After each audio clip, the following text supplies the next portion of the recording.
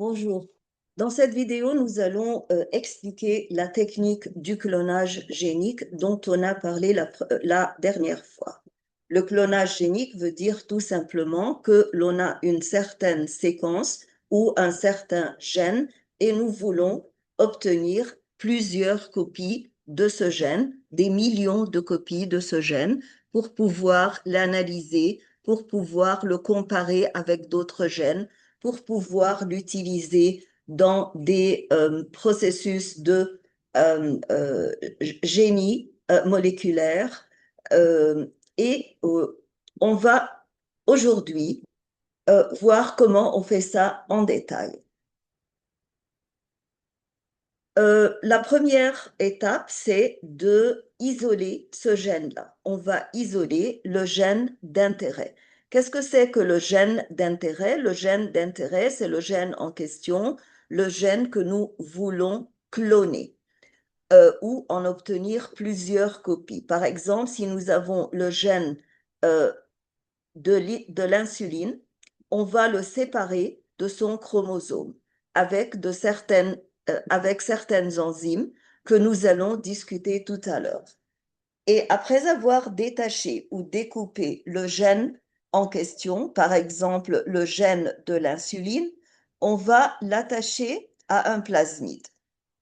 Et ce plasmide-là a subi le même processus, c'est-à-dire qu'on a utilisé la même enzyme que l'on a utilisée pour séparer le gène de l'insuline pour faire une coupure dans notre plasmide. Et alors, on va apporter ce gène que l'on a découpé du chromosome et l'attacher au plasmide. Ensuite, on va introduire ce plasmide-là, qui est maintenant recombiné parce qu'il contient deux sources différentes d'ADN. On va l'introduire dans une bactérie parce que les bactéries sont capables d'absorber les plasmides, mais naturellement, après avoir rendu la membrane cellulaire de la bactérie plus compétente pour qu'elle puisse absorber ce plasmide-là. Et ensuite, on va mettre ces bactéries dans des cultures bactériennes industrielles, c'est-à-dire des cultures bactériennes euh, qui sont très grandes et qui peuvent permettre aux bactéries de se reproduire et d'obtenir des milliers de bactéries en une très courte période de temps.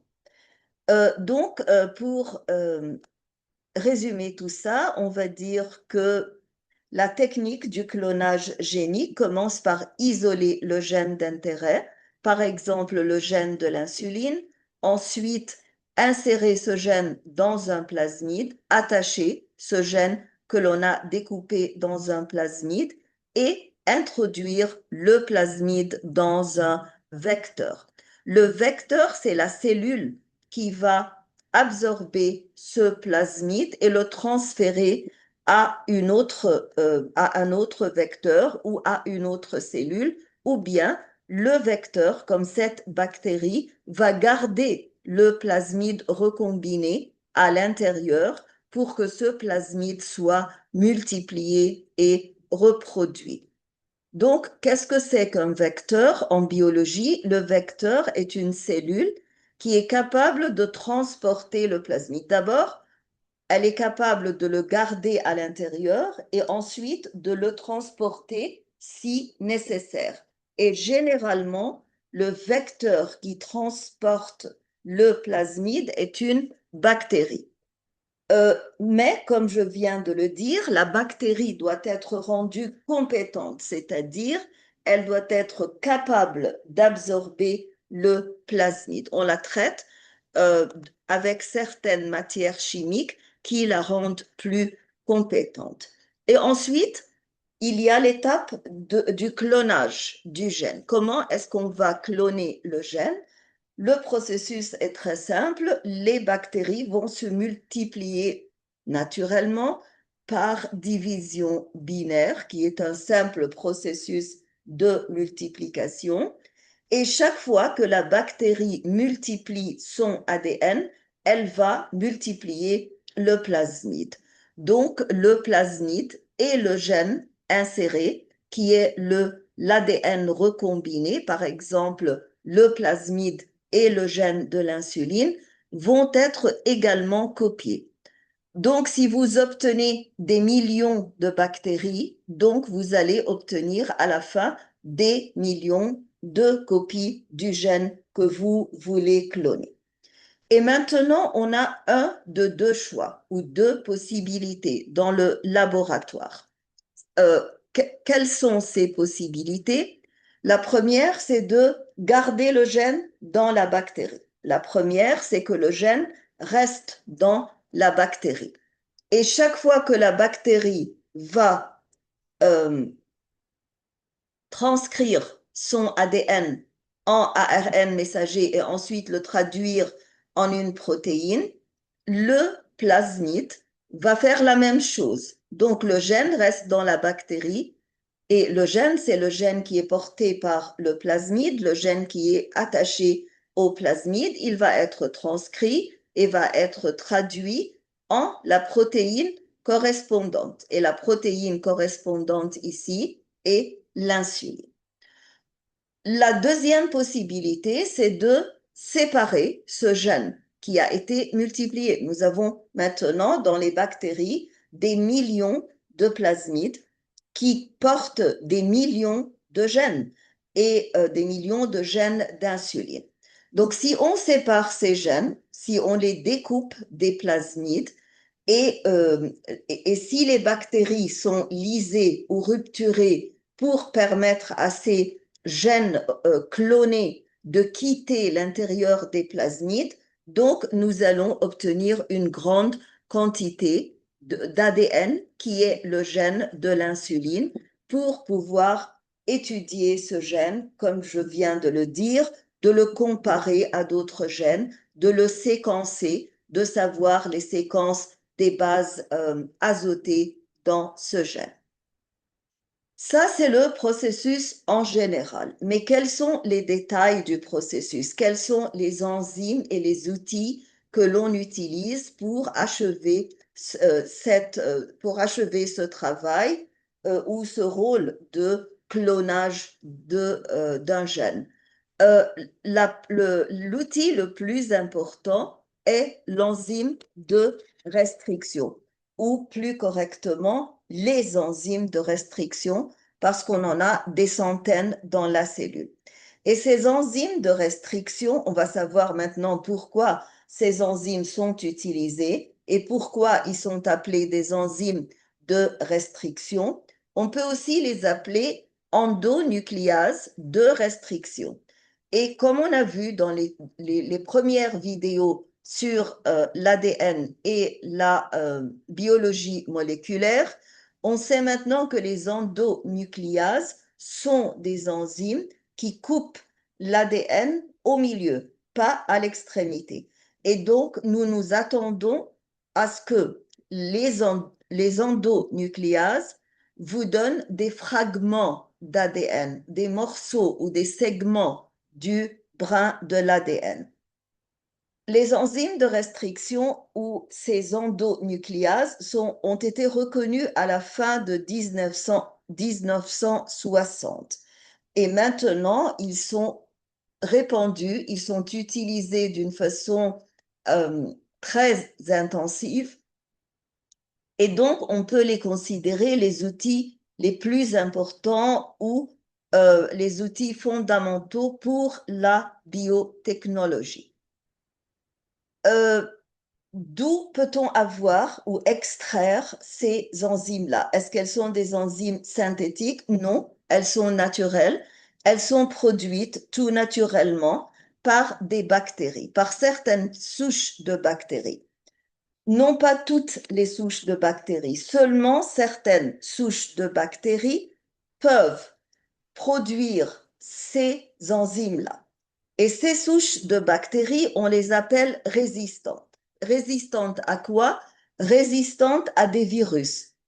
Alors, quelle est la relation entre les endonucléases de restriction et la résistance contre les virus? c'est que ces bactéries-là qui produisent les enzymes qui fragmentent l'ADN, les produisent pour fragmenter l'ADN du virus. Et donc, quand l'ADN du virus est fragmenté, il n'est plus capable d'attaquer ou infecter les bactéries. C'est pour ça que toutes les bactéries qui produisent cette enzyme-là, ou ces enzymes-là, ce groupe d'enzymes, vont être considérées résistantes au virus. Mais on ne comprend pas encore pourquoi est-ce qu'on les appelle des enzymes de restriction. C'est très attaché à notre explication parce que si les bactéries, les souches de bactéries qui possèdent ces enzymes sont résistantes, donc la capacité du virus à infecter les bactéries va être restrictée aux bactéries qui n'ont pas ces enzymes. Donc, pour résumer ce que je viens d'expliquer, le rôle de ces enzymes de restriction, c'est de découper l'ADN des virus. Ça, c'est le rôle fondamental des enzymes endonucléases naturelles qui sont naturellement produites par certaines souches de bactéries. Donc, le rôle est de découper l'ADN viral en fragments inutilisables. Le rôle est de découper l'ADN viral en fragments inutilisables, c'est-à-dire après avoir fragmenté l'ADN du virus en des fragments, le virus n'est plus capable d'infecter la bactérie. Mais cette fragmentation elle-même, c'est la technique que l'on utilise euh, en biologie moléculaire pour obtenir des fragments utiles dans la biologie moléculaire moderne. Donc, la possibilité d'infecter du virus, la possibilité ou le potentiel du virus d'infecter sera restricté aux bactéries sensibles seulement. Les enzymes de restriction ne coupent pas l'ADN n'importe où. Encore une fois, les enzymes de restriction ne coupent pas ou ne découpent pas des morceaux de l'ADN n'importe où. Ils ont des sites très spécifiques où ils coupent. Et ces sites-là sont appelés des sites de reconnaissance. Par exemple, si ici nous avons une molécule d'ADN avec les deux brins, et ça c'est l'enzyme EcoRI, ça c'est le site de reconnaissance. Le site de reconnaissance est trouvé sur les deux brins, c'est-à-dire c'est un site de reconnaissance bicaténaire. Et c'est là où l'enzyme s'attache parce que cette séquence-là, qui est la séquence de reconnaissance, est identifiée et reconnue par l'enzyme. Et alors, il s'attache ici et il commence à faire la coupure.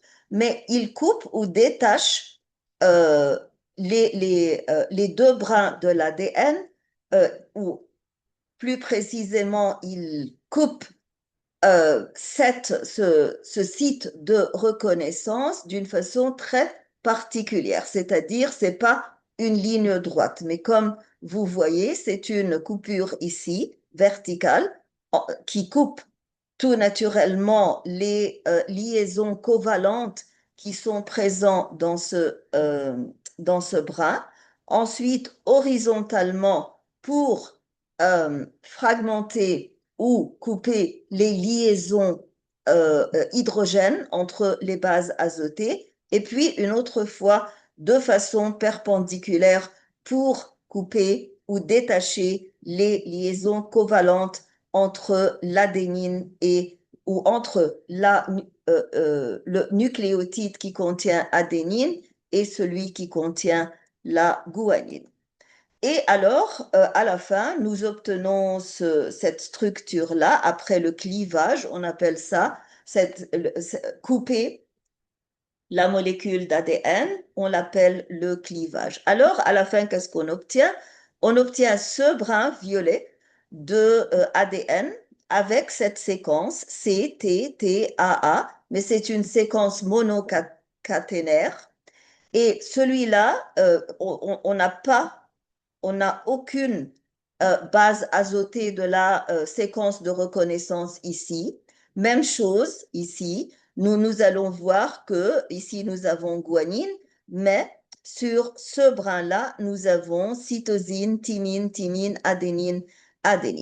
Ces deux extrémités-là sont appelées en anglais sticky ends. Pourquoi? Elles sont des extrémités collantes. Pourquoi? Parce que elles ont tendance à s'attacher à des séquences qui sont complémentaires. Parce que n'oubliez pas qu'elles sont monocaténaires, c'est-à-dire qu'elles consistent d'un seul bras. Donc, chimiquement, elles ne sont pas stables. Pour obtenir la stabilité chimique, elles doivent s'apparier ou faire des paires complémentaires avec les bases complémentaires. Donc, encore une fois, les enzymes de restriction, les endonucléases de restriction coupent l'ADN à ces sites précis, comme celui-là que nous avons vu. Et si vous concentrez un peu sur cette séquence au site de reconnaissance, vous allez trouver tout d'abord que il consiste de deux brins, donc nous avons deux séquences sur deux brins. Tout naturellement, les deux séquences, celle du brin en haut et l'autre brin sont complémentaires, c'est-à-dire que G est complémentaire à C, A est complémentaire à T, etc. Mais en même temps, si vous dessinez une ligne ici, vous allez voir que à droite et à gauche de cette ligne, vous avez encore des bases complémentaires. Donc, les sites de reconnaissance sont choisies avec précaution. Elles ont été choisies, la séquence a été choisie avec beaucoup de précaution pour pouvoir achever le but de ces sites de reconnaissance, surtout quand elles sont clivées par les endonucléases de restriction. Donc, les endonucléases de restriction réalisent des coupures, des clivages, et ce sont des coupures décalées. On appelle ça en anglais staggered cuts, c'est-à-dire que la coupure, comme je viens de l'expliquer, ne représente pas une ligne droite. Et cette coupure décalée est achevée au niveau du site de reconnaissance que l'on décrit toujours comme site de reconnaissance spécifique, c'est-à-dire que chacune des 200 enzymes ou plus d'endonucléases de restriction a un site spécifique de reconnaissance. Et quand cette coupure décalée est achevée, nous allons produire ou nous allons avoir des extrémités cohésives ou collantes. Collante est un terme informal, donc extrémité cohésive est un terme plus scientifique ou sticky ends. Pourquoi sont-elles cohésives? Simplement parce qu'elles consistent de simples brins, c'est-à-dire qu'elles ont besoin de s'attacher ou s'apparier à faire des paires complémentaires avec d'autres bases.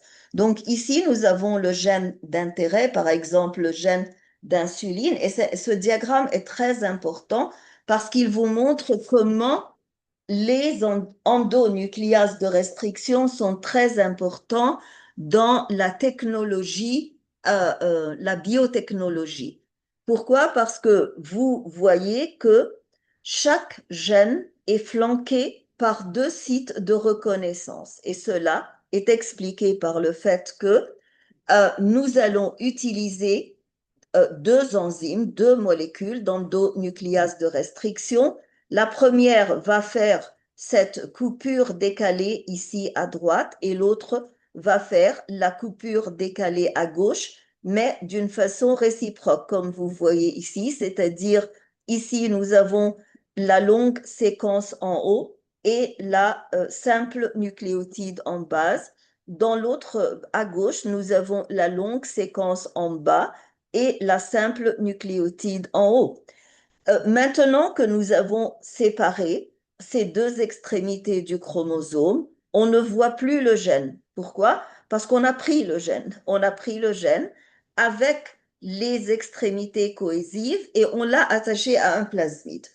Donc, quand nous avons deux enzymes endonucléases de restriction, ou disons plutôt, si nous voulons séparer un gène pour le cloner, comme on vient de l'expliquer, donc on doit considérer les deux séquences de reconnaissance qui flanquent le gène, une à droite et l'autre à gauche.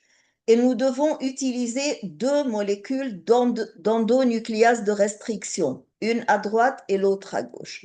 Chaque molécule va faire une coupure décalée. Et à la fin, nous aurons quatre séquences ou extrémités cohésives. Ça, c'est la première, la seconde, la troisième et la quatrième.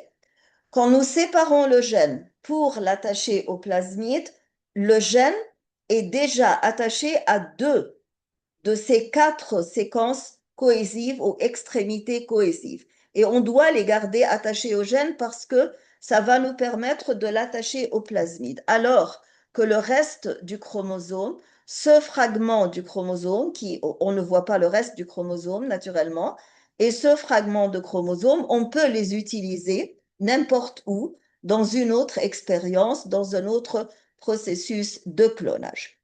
Mais il y a quelque chose de très important. Pour que ce gène d'intérêt soit collé au plasmide, donc le plasmide lui-même doit avoir ces mêmes séquences complémentaires. Parce que seulement si le plasmide a ces mêmes séquences complémentaires qui sont restées après avoir séparé le gène, on ne pourra pas l'attacher au plasmide parce qu'ils ne seront pas complémentaires. Donc, ces segments que vous voyez ici, ces extrémités cohésives que vous voyez ici, ce sont les extrémités cohésives que vous voyez là dans le plasmide après l'avoir découpé. Elles ressemblent aux extrémités cohésives qui sont restées après avoir enlevé le gène, mais elles ne sont pas les mêmes exactement parce que celles-ci sont les extrémités cohésives du chromosome où l'insuline était le gène de l'insuline ou n'importe quel gène était présent, mais celles-ci, ce sont celles du plasmide après avoir été découpées. C'est pour ça que l'on dit qu'on doit couper, si on veut attacher un gène à un plasmide pour le cloner, donc le gène et le plasmide doivent être découpés avec la même endonucléase de restriction. Pourquoi? Parce que c'est seulement dans cette condition-là que nous pouvons être certains que le gène aura des extrémités cohésives correspondantes et complémentaires à celles du plasmide. Pourquoi encore? Parce que si nous utilisons la même enzyme, nous serons certains que cette enzyme va reconnaître les mêmes sites de reconnaissance sur le plasmide et sur le gène d'intérêt ou flanquant le gène d'intérêt. On va revoir, alors on va lire le texte pour résumer tout ça ou pour récapituler tout ça. On appelle ces extrémités cohésives parce qu'elles peuvent facilement s'apparier avec d'autres extrémités cohésives si elles sont complémentaires et cela est nécessaire parce que ce sont des extrémités simples brins. Si elles n'étaient pas simples brins, elles n'auraient pas été cohésives, mais à condition qu'elles soient générées par la même enzyme de restriction. Comme vous avez vu, après avoir détaché le gène, nous avons des fragments. Nous avons le gène détaché, nous avons les fragments à droite et à gauche du chromosome. Donc, ces fragments qui sont obtenus après le découpage sont appelés des fragments de restriction. Et on appelle ces découpages décalés de l'enzyme un processus de digestion. Qu'est-ce qu'il y a de similarité entre la digestion et l'action des enzymes de restriction? C'est le processus de fragmentation. Dans la digestion, on fragmente par exemple des polysaccharides en des monosaccharides et aussi ici, on fragmente l'ADN en des en de tout petits morceaux ou des morceaux plus petits. Les noms des enzymes proviennent ou sont dérivés des noms des bactéries, des souches de les bactéries qui les produisent. Par exemple, Echo, RI, a été découverte chez la bactérie Escherichia coli. De même façon, BAM, HI et HAND, III, tout ça, ces noms-là sont dérivés des noms de bactéries. Naturellement, vous ne devez pas les apprendre par cœur, mais au moins, il faut connaître celui-là, celui de Escherichia coli. Les enzymes de restriction sont, comme je viens de l'expliquer, utilisés dans le clonage parce qu'ils sont utilisés pour la préparation de l'ADN recombinant. Et nous venons de voir le plasmide où on a attaché le gène de l'insuline et c'est tout simplement un exemple très clair de l'ADN recombinant utilisé pour le clonage. Pourquoi? Parce que vous avez de l'ADN de deux sources différentes. Le plasmide provient de la bactérie et le gène de l'insuline vient du chromosome humain. Donc, les extrémités cohésives sont des extrémités, si vous voulez les définir, sont des extrémités d'ADN simple brin. Oui, naturellement, parce que si elle était double brin, elles ne seraient pas cohésives. Elles auraient leur base complémentaire et elles n'auraient pas besoin de s'apparier à d'autres bases complémentaires. Mais ce n'est pas suffisant de dire que les extrémités cohésives sont des extrémités d'ADN simple brin. On doit dire qu'elles sont produites par les enzymes de restriction, comme vous voyez dans le texte. Et ici, on vous montre encore une fois, nous avons ici le gène que l'on détache et un autre c'est-à-dire nous avons le gène et nous l'avons découpé. Alors vous voyez ici C, T, A, G et l'autre partie est ici. La partie complémentaire, celle-là, elle est présente ici. Donc cette extrémité cohésive est dérivée de ce premier chromosome qui est coloré ici en vert. On a découpé le même gène sur un autre chromosome avec la même endonucléase de restriction. Et ça, c'est logique parce que on doit avoir les mêmes sites de reconnaissance pour pouvoir couper avec la même enzyme qui est BAM, HI. Et quand vous découpez avec la même enzyme de restriction, l'endonucléase de restriction, vous êtes certain qu'à la fin, vous allez avoir un simple brin ici provenant du premier chromosome, un simple brin ici provenant de l'autre chromosome, et ils sont complémentaires l'un à l'autre. Et alors, cette fois-ci, vous obtenez le gène et naturellement, on découpe dans le site de reconnaissance, vous obtenez le même site de reconnaissance, mais vous l'obtenez de deux sources différentes. Le simple brin en haut provient du chromosome vert, le simple brin en bas, qui lui est complémentaire, provient du chromosome bleu. Donc ça, c'est un schéma montrant comment l'ADN recombinant peut se fabriquer en utilisant les enzymes de restriction. En coupant les deux séquences qui sont les mêmes, les deux séquences de reconnaissance qui flanquent les gènes. Donc, je répète encore une fois qu'on découpe les séquences de reconnaissance. Ici, on ne découpe pas le gène. Le gène est découpé indirectement parce que quand vous découpez la séquence de reconnaissance à droite et la séquence de reconnaissance à gauche du gène, donc vous allez séparer le gène du chromosome. Donc, vous coupez les deux séquences de reconnaissance, bien sûr, avec la même enzyme de restriction. Vous allez avoir deux extrémités cohésives compatibles, et par compatible, ici, on veut dire complémentaires et qui peuvent être recombinées ensemble. Et elles peuvent donc s'apparier et cela va faciliter l'assemblage des fragments d'ADN pour faire un ADN recombinant. Pourquoi est-ce que l'ADN ici est recombinant? Parce qu'il provient de deux sources différentes. Maintenant, nous allons parler de quelque chose de très important. Après avoir eu ces fragments d'ADN, qu'est-ce qu'on va en faire? Un des outils les plus importants, on vient d'expliquer le premier outil qui est les enzymes endonucléases de restriction. Un autre outil, c'est l'électrophorèse sur gel. Qu'est-ce que c'est que l'électrophorèse sur gel? Ici, nous allons voir le diagramme en bas tout d'abord. Ça, c'est l'électrophorèse sur gel. Donc, vous avez du gel agarose ici. Et vous avez alors, euh, le gel est contenu dans deux plateaux. Et vous avez ici l'anode et le cathode.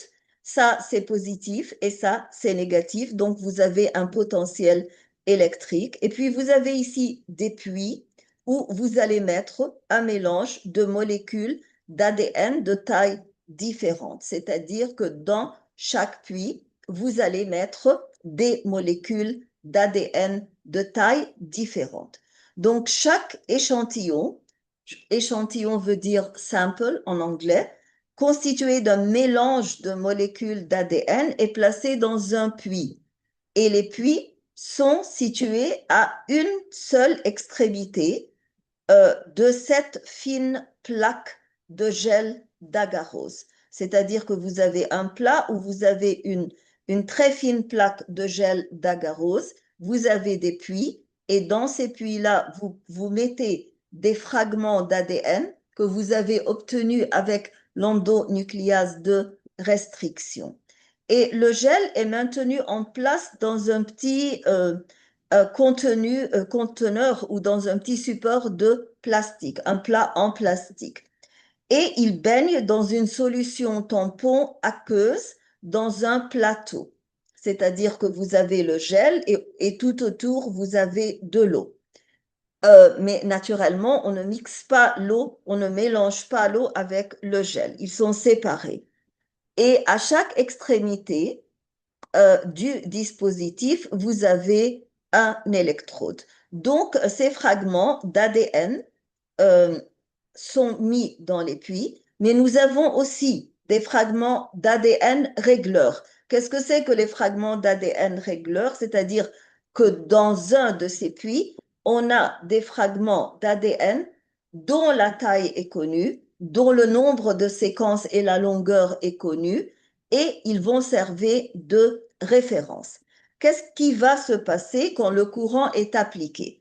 Quand le courant est appliqué, donc vous savez très bien que l'ADN contient des groupements phosphates et que ces groupements de phosphates sont chargés négativement. Donc, puisqu'ils sont négatifs, ils vont être attirés à l'anode, au pôle positif. Mais la vitesse avec laquelle ils vont parcourir ce gel d'agarose va dépendre de leur longueur. C'est-à-dire que les petits fragments vont traverser cet agarose gel très rapidement, alors que les séquences les plus longues vont être plus lentes. Avant de voir ça en détail, on va retourner au premier diagramme pour voir deux termes. Ça, la conformation finale, ce que l'on voit à la fin. Et ici, nous avons les échantillons que l'on met dans les puits. Et les échantillons consistent de fragments d'ADN de longueur variable. Et ça, c'est le marqueur, c'est l'échantillon régleur dont je viens de parler. C'est-à-dire qu'il contient des segments de longueur connue avant de commencer l'expérience et il sert à comparer. C'est-à-dire que on sait par exemple que ce segment, le deuxième segment, consiste de sa longueur est égale à 100 nucléotides. Donc, ce fragment que l'on est en train de tester, lui aussi, s'il est au même niveau pendant pendant leur mouvement du pôle négatif au pôle positif. Donc, ce segment qui se trouve au même niveau va lui aussi être formé de 100 nucléotides. Donc, maintenant, lorsque le courant est appliqué, les molécules d'ADN qui ont une charge négative vont se diriger vers l'électrode positive. Et comme on vient de le dire, les molécules les plus courtes vont se déplacer plus rapidement que les molécules ou les séquences les plus longues et on obtient ces bandes-là qui sont illustrées ici en bleu pour les voir, mais en réalité, elles ne sont pas encore visibles. C'est-à-dire, on est en train de commencer l'expérience, mais ça, c'est ce que l'on voit à la fin. Les molécules les plus longues sont toujours retardées vers le pôle négatif. Celles qui sont les plus courtes sont avancées parce qu'elles sont attirées par le pôle positif. Donc, l'électrophorèse sur gel est une technique utilisée pour pour séparer des fragments d'ADN, mais non pas seulement des fragments d'ADN. On peut séparer des acides aminés, on peut séparer des protéines, et cela dépend de deux facteurs. Le premier facteur, comme on vient de le dire, est le, la molécule, si la molécule est grande ou petite, donc si elle est une petite molécule, elle aura une grande vitesse de migration. Si elle est une grande molécule très compliquée, elle aura une vitesse de migration plus petite et elle sera retardée. Mais l'autre facteur, c'est le champ électrique. Donc, le champ électrique va attirer les molécules négatives vers le pôle positif et vont retarder les molécules ou les parties des molécules qui sont plus positives. Et ensuite, il y a la grandeur de la molécule. Les molécules les plus grandes sont plus lourdes et alors elles circulent dans le gel agarose d'une façon plus lente. Donc, le principe scientifique de l'électrophorèse, l'ADN doit d'abord être découpé par des enzymes de restriction. Ça, c'est numéro un, pour avoir des fragments suffisants petits pour migrer dans le gel. Les groupements phosphates ont une charge négative, donc l'ADN va migrer vers l'anode et va s'éloigner du cathode et les molécules ou les fragments les plus petits vont parcourir plus rapidement le gel agarose et on peut aussi concentrer le gel. Plus vous concentrez le gel, plus il y aura de la résistance à la migration et cela aidera à une meilleure séparation des petits fragments. Donc, si vous voulez une meilleure séparation des fragments, parce que parfois, la vitesse de deux fragments différents est très proche l'une de l'autre, c'est-à-dire que leurs vitesses sont très proches. Et par exemple, si un fragment va circuler à une vitesse de 50 cm par seconde ou par minute, et l'autre circule d'une vitesse 49, donc vous allez voir comme si les fragments étaient superposés. Et vous allez les voir comme un seul fragment. Mais quand vous augmentez la concentration du gel agarose, vous offrez une résistance plus grande à la circulation des segments et vous pouvez les séparer d'une façon meilleure. Et ensuite, après avoir obtenu ces fragments d'une façon séparée, vous pouvez les étudier, vous pouvez les analyser, c'est-à-dire que vous pouvez les séquencer, c'est-à-dire les étudier dans les laboratoires d'une façon très particulière et très compliquée pour savoir, par exemple, s'il y a de l'adénine, de la cytosine, de la thymine ou guanine et dans quel ordre et dans quelle répétition. Et après les avoir séquencés, vous pouvez les comparer à d'autres échantillons ou fragments d'ADN et on utilise ça dans la médecine légale. On peut aussi savoir si une certaine séquence est présente ou non. C'est-à-dire si vous avez plusieurs fragments d'ADN et vous connaissez déjà la séquence d'un certain segment d'ADN, donc vous pouvez utiliser ce segment après l'avoir marqué par des bases azotées fluorescentes ou radioactives.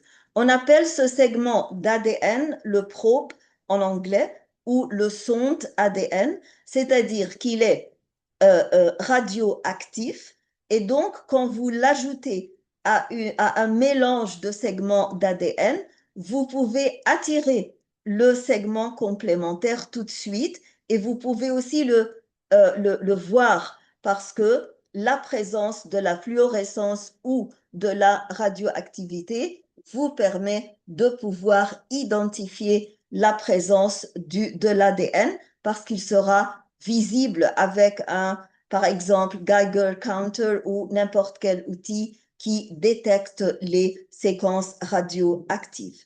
Nous allons nous arrêter ici. Si vous avez aimé la vidéo, donc cliquez sur like. Abonnez-vous à la chaîne si vous ne vous êtes pas encore abonné. Écrivez vos commentaires. Partagez cette vidéo avec vos collègues et vos camarades. Merci et à bientôt.